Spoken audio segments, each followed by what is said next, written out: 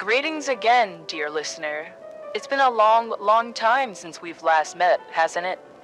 I don't want to talk about what happened last time. And if you don't know what happened last time, then nothing happened. Today, we have a story written by an unknown author. But before you begin listening to this story, there is something important you should know about it. This is not a love story. Prepare to be deceived by the words that you perceive. Any words that you hear in this story could potentially be a lie, yet the lies that you'll hear are the ones that make the story possible. Enjoy! Sometimes I dream about escaping to another world. Escapism is not a new concept yet. It's been on my mind lately. The thought that keeps me tethered to the ground is how, despite those being born of my imagination, I'm never the protagonist of my late-night ventures. It's something that's been bothering me over the past few nights.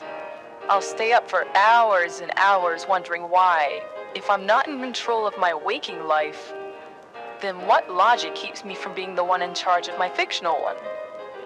Lost in thought about this topic, I accidentally got on the wrong bus while leaving work. Without a care, I sat near the back of the bus.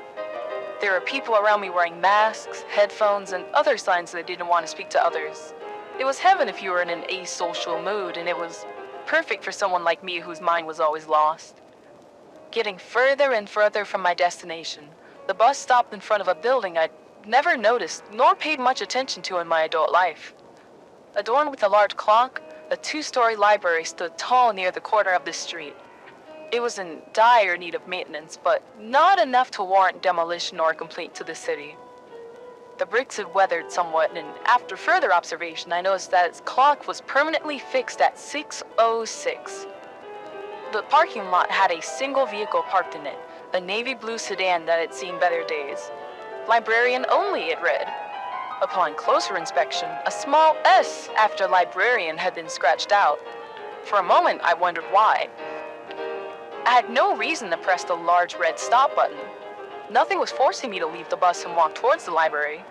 It was a day dedicated to questioning both myself and the actions I was making, it seemed. I hadn't taken the time to sit and read a novel since middle school, after all. Once high school, college, and the trials and tribulations of adult life became the norm, reading for leisure became second to coming home and resting before settling back into the monotony that had become my life. Compared to the warmth outside, the inside of the library made me regret not wearing more layers. The building felt nearly abandoned. To the right of me were glass stairs that led to the second floor of the library, and the circulation desk to the left of me was vacant. At the desk, I found the sheet of the library's hours. It closed at 6, only 20 minutes from now. I'd use my time wisely and explore what I could. Before me were rows upon rows of unused computers and empty chairs at desks. With each chair I counted, accenting the emptiness that lay around me. My footsteps echoed at every step, and the silence nearly felt peaceful to me. I had grown so used to being stressed that I'd forgotten how serene a quiet place could be. Despite how it looked on the outside, the inside of the library was immaculately clean. I deviously reached for the top of a bookshelf. Not even the faintest trace of dust was on my fingers. Even the individual books were missing the little devils who loved to rile up my allergies.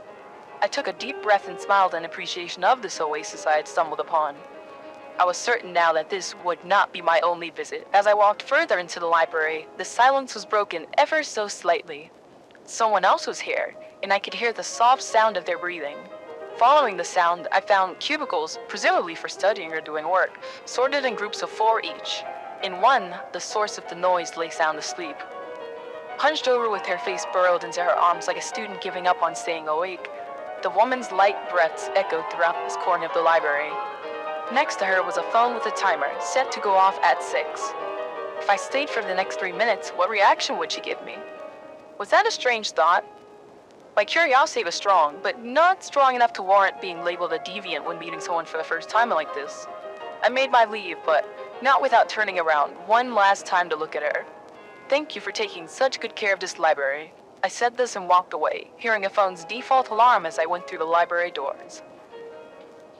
Coming back the next day, I saw her at the circulation desk. My guess was correct. The sleeping woman was the librarian here. Unlike her previous visage, she was glancing down at a book with a smile, letting out small chuckles as she turned to the next page. She couldn't have been any older than 25. I made my way over to the desk. Like a siren, she allured me. Subconsciously, I started to walk towards her. My footsteps must have shocked her with how she jumped and looked at me. The light I'd seen in her deep blue eyes vanished, leaving me with a cold stare reminiscent of the library itself. Thinking more, my first guess about her age may have been wrong. I could sense the countless stories burrowed in those eyes of hers. Happy ones, sad ones, and ones too personal for others to hear. Maybe I was the one who was dwarfed in age. Contrasting her frigid expression, the curly blonde hair lightly touching her shoulders was held up by a small hairpin of a black cat. "Can I help you?" Her voice shocked me back into reality. I had no valid reason for coming to this library other than for the atmosphere. I was curious about the library, so I came inside. I could feel her holding back a glare. I see. Her eyes seemed to analyze whether or not I was telling the truth. Were you the one who visited yesterday as well?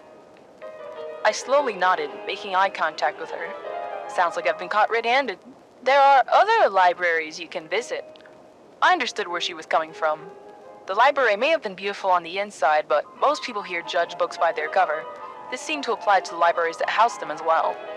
True, but those other libraries are loud and have a lot of people. I revealed a sliver of my true intentions. She raised the brow at me, testing me. You don't find it strange to be alone? Silence grew between us as I carefully thought about my answer. Solitude and loneliness were a natural part of my life, regardless of the people I'd gotten to know. Shallow friendships to acquaintances I didn't have much in common with.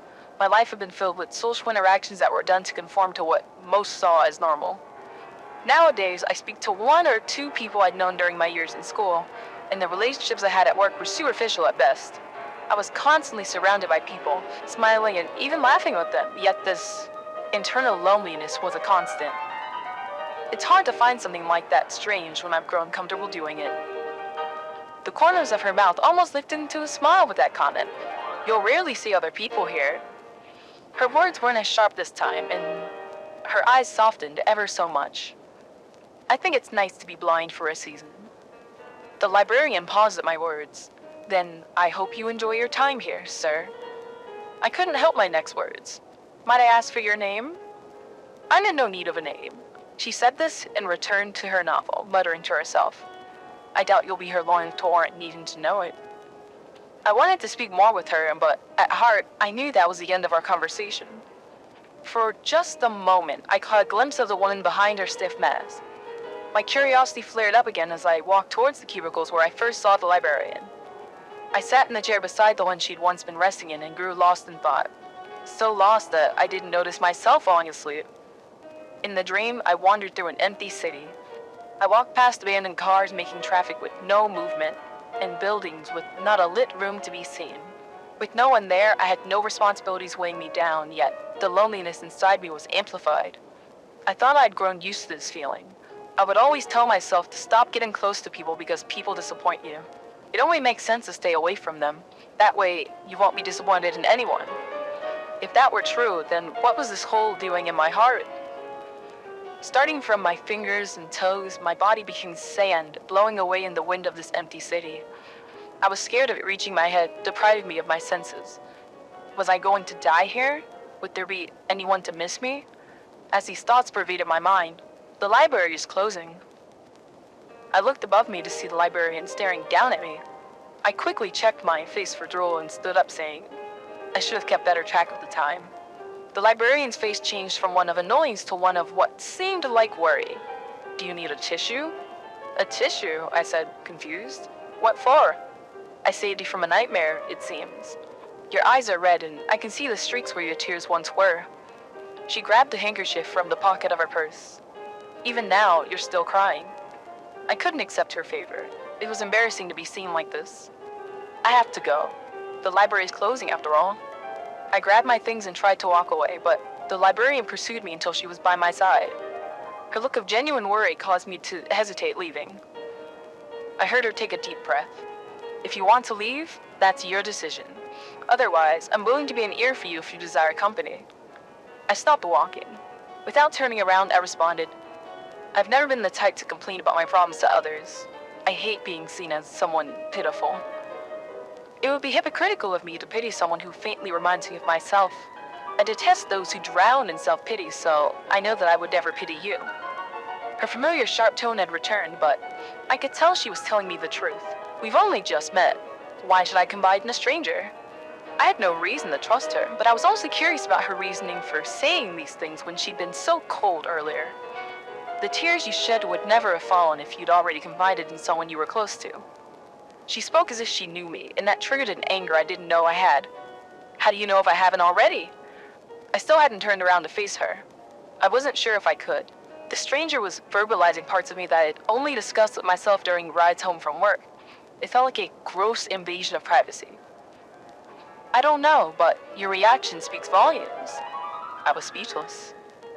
I may not know you, but you appear to be someone who isn't happy with their life. I do not know what kind of work you do, if you're a father with a wife and children, or if you're simply just lonely.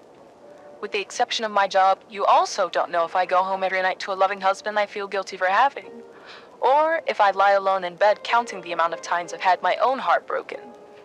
I know you as well as you know me, and the answer is none. She said one final comment to me before going silent. I want to know your story. Minutes passed by before I could gather the courage to respond to her.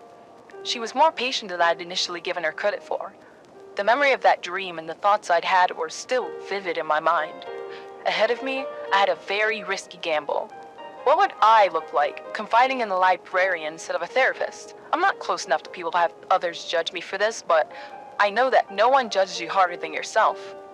It was a risk I was afraid of taking, but I couldn't forget how I felt when I saw her laughing. The way my feet moved on their own, the joy I sensed from her, and most of all, my dangerous sense of curiosity. I turned around and faced her. She'd only been a few feet away from me, staring up at me, waiting to see what I'd do. Despite being shorter than me, her presence and aura alone demanded respect, so I gave that to her. Instead of talking about my life, I said, I'll tell you a story about a man, his thoughts, and the empty city that inhabits his surroundings.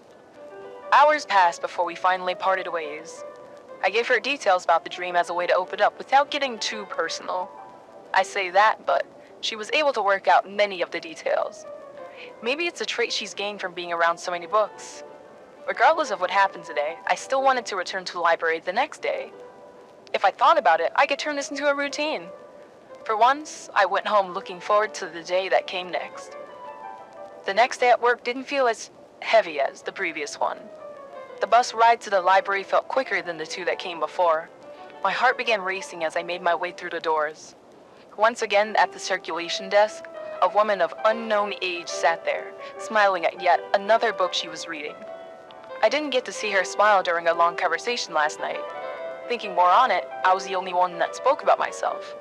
If we speak again, will that change? And so, with that same siren-like pull, I found myself walking towards the desk, and unlike last time, her smile didn't disappear when she looked at me. Hello again, dear listeners. The story you've just heard is not the only chapter in this story. It is one of several. But alas, on this radio show, we only have the time to read this one. If you would like to hear me read more chapters, feel free to write into our P.O. box. The address is 123, the comment section below. This channel, your computer. And the zip code is 01999. I'll see you again. Maybe. And by the way, hi, I'm Dee. I don't know how much my heart can take, 'cause I feel like I'm just a mistake.